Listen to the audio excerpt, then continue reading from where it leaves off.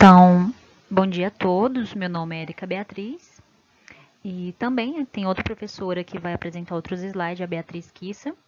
Nós somos alunos do Residência Pedagógica e hoje nós vamos falar um pouco nessa aula como surgiu a vida. Então, tudo na ciência surge porque alguém, algum dia, teve alguma dúvida de como surgiu a vida. E o que acontece? Os cientistas vão descobrir como isso aconteceu, mas aí vão descobrir como? Através do método científico. Então, é através da observação, de experimentos feitos em laboratório, para responder essa pergunta. E através do método científico, chegamos a algumas teorias que nós vamos ver durante a aula, que é a biogênese e a biogênese, a evolução química e a atmosfera primitiva, principalmente essas duas aqui, que nós vamos ver na aula de hoje. O método científico. Então, como eu falei anteriormente, tudo na ciência vai surgir através de uma dúvida que os cientistas têm. Mas aí, esta dúvida, para buscar essas respostas, a gente tem que seguir um protocolo, que é vamos dizer assim, que é um conjunto de regras, que é o método científico. Então, não é a partir do nada que ele vai descobrir até chegar a uma conclusão. Então, ele vai ter que observar, vai ter que registrar hipóteses, fazer experimentos, depois ele vai ter que analisar esses dados para assim chegar a uma conclusão. Então, foi através do método científico que as teorias que nós vamos ver hoje foram descobertas.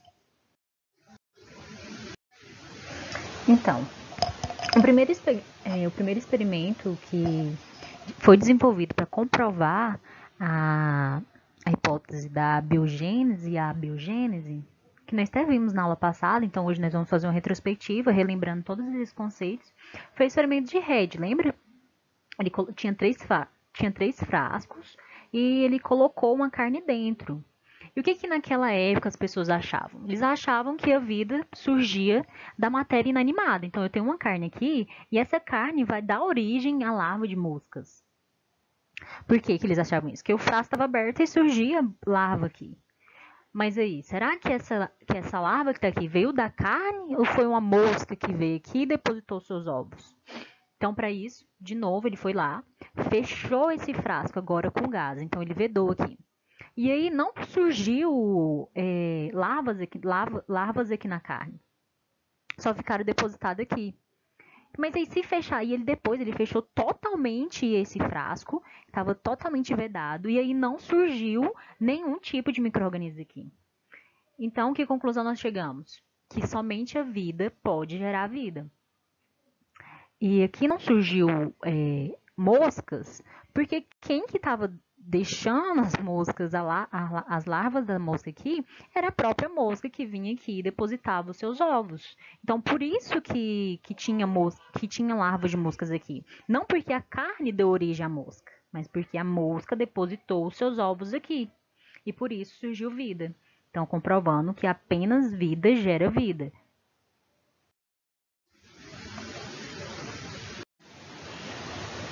Continuando a nossa retrospectiva sobre experimentos feitos sobre geração espontânea. Agora eu vou chamar de geração espontânea a biogênese e biogênese a biogênese.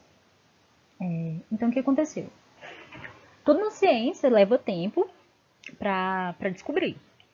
Então, vários experimentos que são feitos, um cientista tentando falar que a sua hipótese é a certa e outro tentando falar que a sua hipótese é a certa. E quem que vai ganhar isso? Quem tiver o argumento melhor através do método científico. E o que aconteceu? Needham acreditava na geração espontânea. Spallanzani acreditava na biogênese. O que aconteceu?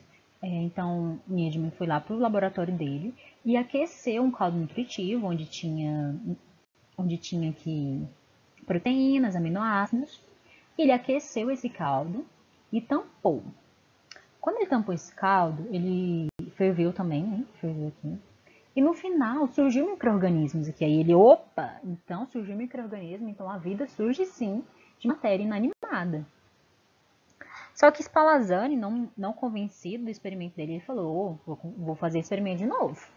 E isso acontece muito na ciência. Um experimento é feito, depois refeito por outras pessoas para saber se aquilo foi certo também. E algo do método científico é que ele tem que ser passível de reprodução. Então, se uma pessoa faz um experimento lá nos Estados Unidos, eu também, pelo método científico, eu posso reproduzir ele aqui no Brasil. Então, Spallanzani foi no laboratório e aqueceu esse LMI. Só que ele aqueceu por mais tempo. E o que acontece quando a gente aquece bastante uma substância? Os micro-organismos presentes aqui, eles são mortos. Lembra que a gente até comentou na aula passada que quando a mãe da gente, a gente quer matar os micro-organismos na água ou em algum alimento, a gente aquece eles, ferve. E o que aconteceu aqui no experimento dele, do Spallanzani? Não teve micro-organismos aqui. Porque o que aconteceu? Os micro-organismos aqui, eles foram mortos quando aumentou o tempo de fervura. Então, Spallanzani chegou à conclusão que vida gera vida. E que a vida só surge de outra vida. Então, como não nasceu, cresceu outro micro-organismos aqui, porque deveria ter crescido, né? Como cresceu aqui. Ele chegou à conclusão que esses micro-organismos aqui, eles são presentes no ar. Então, como ele estava vedado aqui, não teve nenhum contato com o meio externo. Então, vida gera vida. Beleza?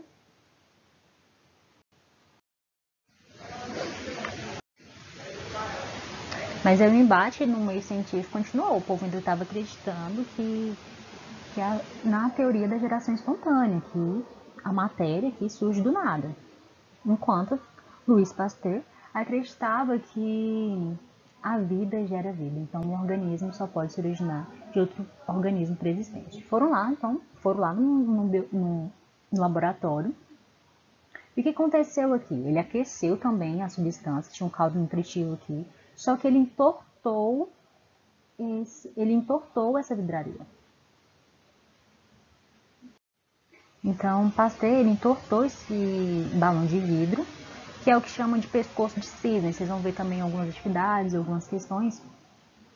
Ele chamando isso aqui de pescoço de cisne. Então, ele aqueceu essa substância nutritiva e deixou por um período. O que aconteceu? Não surgiu nenhum micro-organismo.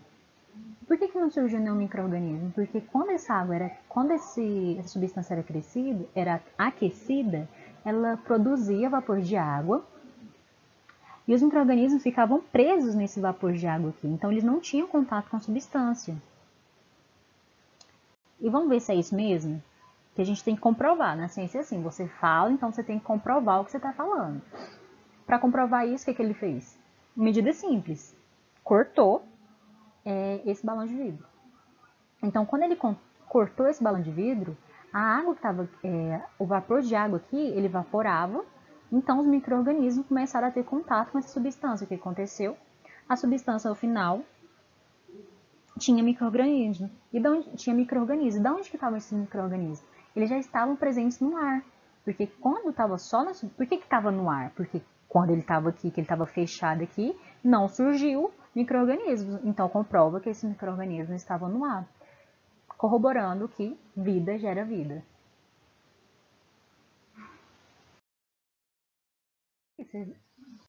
Aí o que pode acontecer?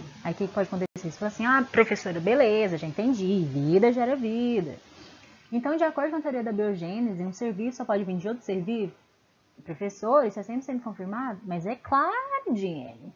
Aí mais tarde, o menino chega na casa dele, chama um cachorro, que o cachorro vira um brotossauro. Uai, porque é uma vida, ele quer gerar outra vida.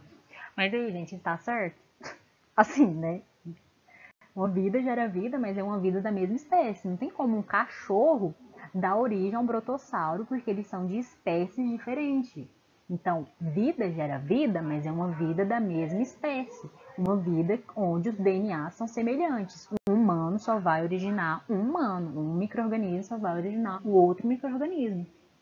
Então, beleza. Entendi, professora. Vida gera vida. A teoria que foi aceita é a teoria da biogênese. Mas aí pode surgir outra coisa. Outro pensamento. Então, se o primeiro ser vivo surgiu de outro ser vivo, então ele não era o primeiro certo. Então ele não era o primeiro certo. Gente, que bug que deu na mente agora, hein? Então a gente descobriu que vida já era vida, mas aí de onde que veio o primeiro ser vivo? De onde que veio a primeira célula? Tudo na ciência tem uma teoria que é comprovada.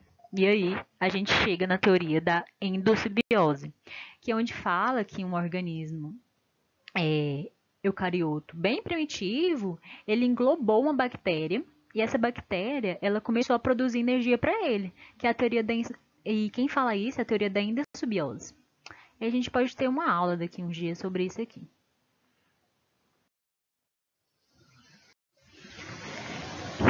Então, aqui tem um mapa mental onde nós vamos ver as principais teorias que a gente viu na aula de hoje. Nós já descobrimos que de onde a origem, de como que a vida se originou. Então, nós sabemos que a vida se originou pela biogênese, que um ser vivo surge de outro ser vivo. Lembrando que tem que ser geneticamente parecidos. E como que foi comprovado para chegar até essa teoria da biogênese e a biogênese? Então, foi pelo experimento de Redd, experimento de Pasteur, aquele do pescoço de cisne, que ele quebrou o balão de vidro. A gente também viu na aula passada sobre a panspermia, que a vida surge de outros, através de meteoritos de outros planetas que veio. Mas nós também chegamos ao embate. Como que essa vida surgiu? Como que... de onde que foi que veio esse primeiro ser vivo? Que aí quem vai mostrar pra gente é o experimento do Oparin e o experimento de Miller, principalmente esses dois. Que nós vamos ver que como essa vida surgiu é através lá recriando as condições da Terra primitiva e recriando como que era essa Terra primitiva antigamente.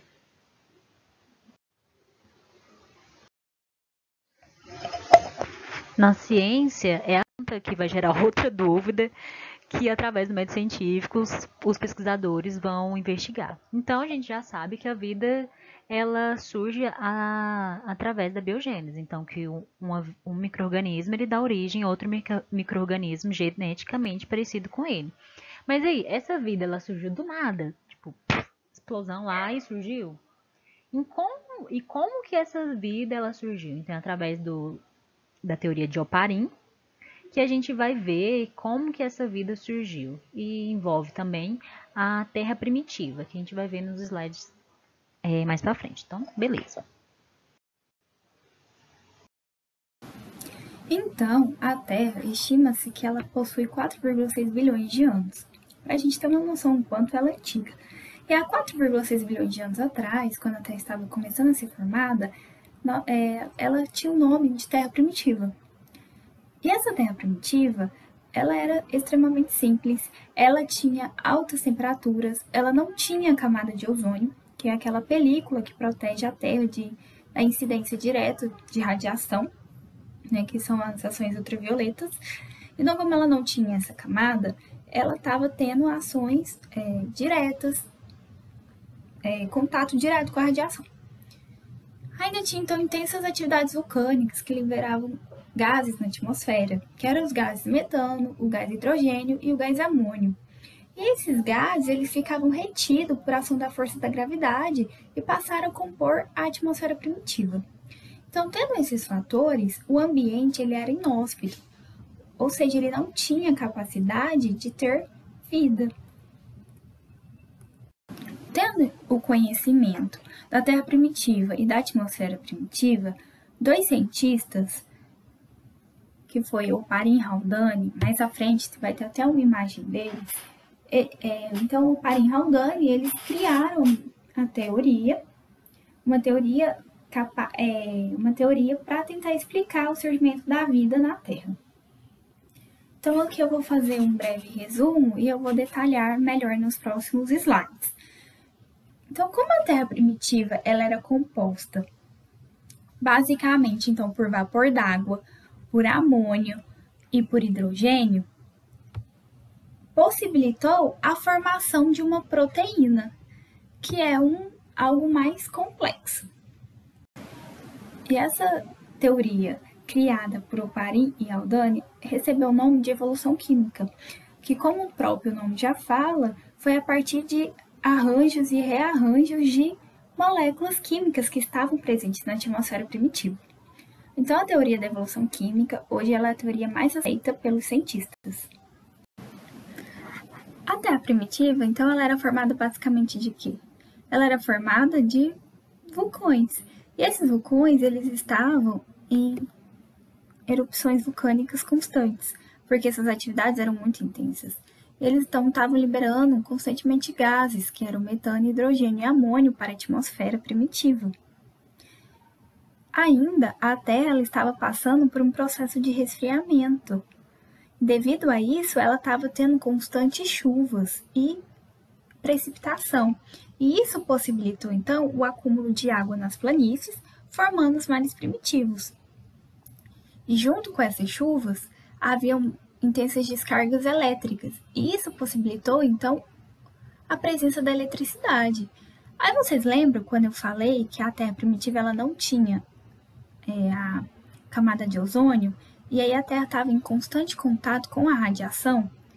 Então, essa radiação sem filtro, junto com a eletricidade e o vapor d'água e os gases presentes na atmosfera, eles forneceram a energia necessária para promover a interação dos elementos químicos que estavam presentes no planeta.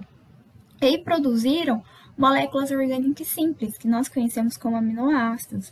E esses aminoácidos, eles se recombinaram, gerando então moléculas mais complexas, que nós conhecemos como proteínas.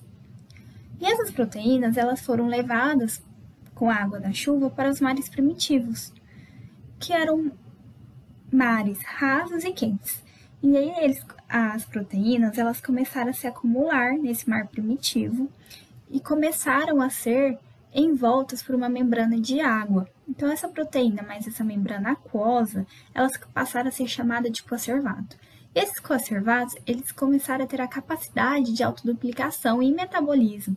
Eles deram origem aos primeiros seres. Então, aqui nós temos uma figura bem assim, ilustrativa e bem resumida do que foi a evolução química. Então, aqui mostra as moléculas químicas que estavam presentes na atmosfera primitiva, mostra o hidrogênio, o amônio, mostra a presença da eletricidade, que ela foi importante porque foi ela que forneceu a energia necessária para a interação dos elementos químicos para produzir os aminoácidos e as proteínas. Aqui mostra então a precipitação, que como estava tendo as intensas chuvas, ocorreu a precipitação formando um mar primitivo, e no mar primitivo nós tínhamos então as proteínas que foram envoltas por uma membrana aquosa, formando os coacervados.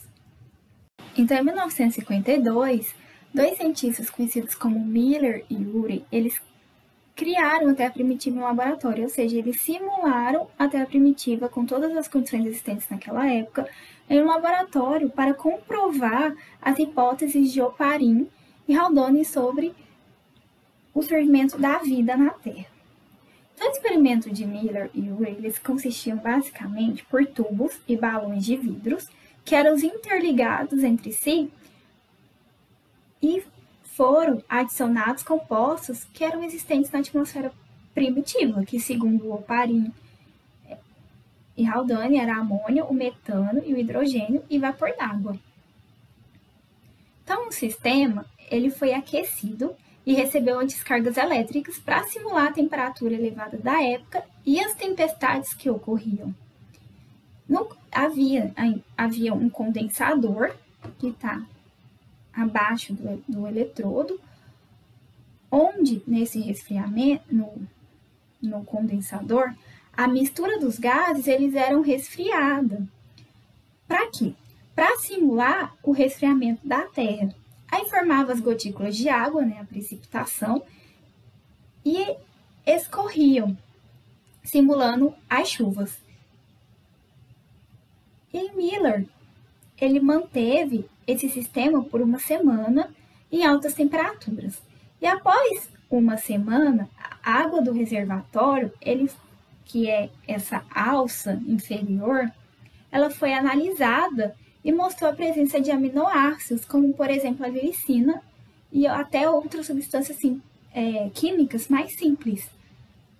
Então, assim, Miller, ele comprovou que o experimento, com o seu experimento, que nas condições da Terra primitiva era possível a formação de aminoácidos. Então, todo esse conhecimento que a gente adquiriu na aula de hoje foi para chegar aqui. Nós sabemos então que um organismo, a vida ela vai se originar de outro organismo pré-existente. E que eu preciso ter condições para a existência desse micro-organismo. E quais eram as condições na Terra primitiva? Ela era bombardeada de raios, de tempestade, e tinha muito vapor de água, nitrogênio, amônia. E que animal... Gente, desculpa, não é animal. E que organismo que consegue sobreviver a temperaturas extremas? Quando a gente pensa isso, é bactérias. Então, naquele ambiente da Terra primitiva, os organismos presentes lá eram bactérias heterótrofas e bactérias autótrofas fotossintetizantes não produtoras de O2. E só depois que essas bactérias conseguiram utilizar a luz para produzir O2.